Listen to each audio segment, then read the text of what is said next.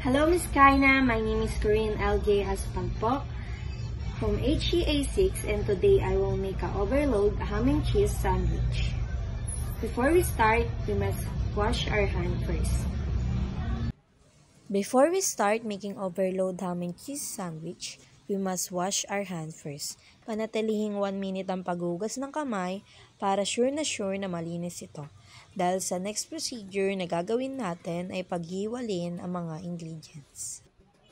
This is the ingredients of overload ham and cheese sandwich. We have here bread, tomato, lettuce, ham, 3 egg, cheese, mayo, and star margarine. Now, we will start the step-by-step procedure of making overload ham and cheese sandwich.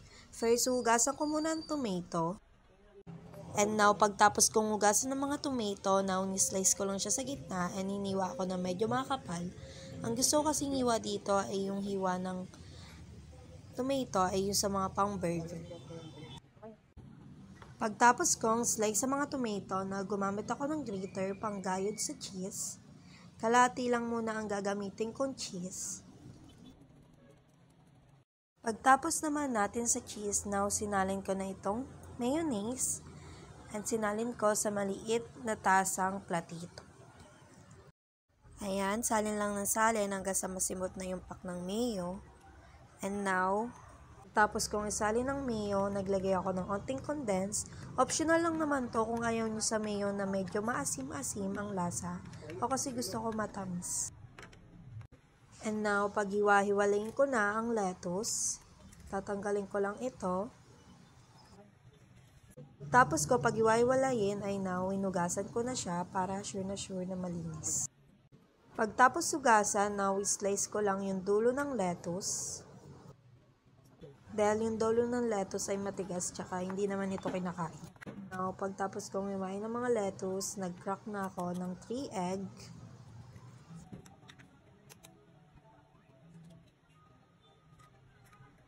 Pagtapos ko itong i-crack, syempre kailangan ng haluin ng mabuti.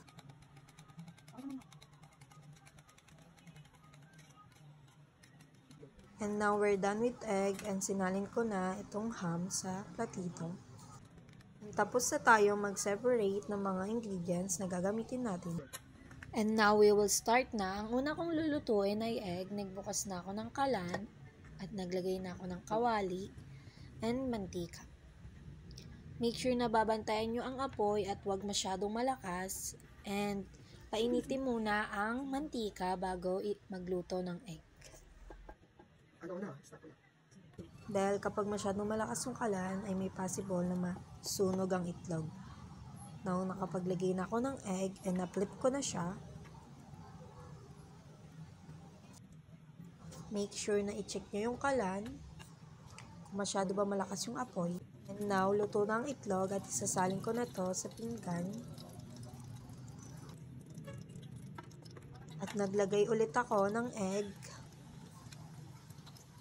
Gumamit ako dyan ng soup ladle pang tansya sa egg and para pantay rin siya.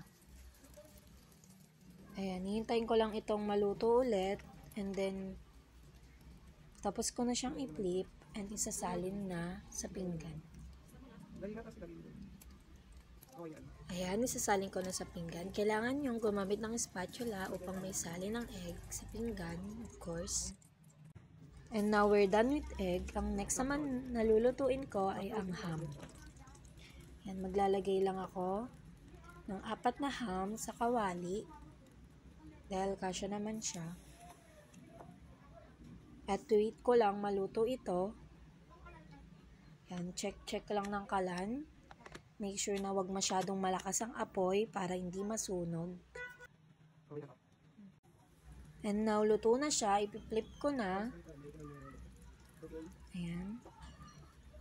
Dahan-dahan lang. Tapos ko itong i-flip, isasalin ko na sa isang pinggan. Di bali sa egg, naka-5 pala ako na luto. And sa ham, dahil isang balot siya, ang laman niya is 8 pieces. Pagtapos ko naman sa ham, ay nag-init na ako ng tinapay, naglagay lang ako ng margarine. Dahil pang pa-crispy na rin to sa tinapay, kaya ako nilalagyan. Lagay lang ng lagay, punuin mo lang yung bread, and then pag naluto na, tsaka na isasalin sa pinggan.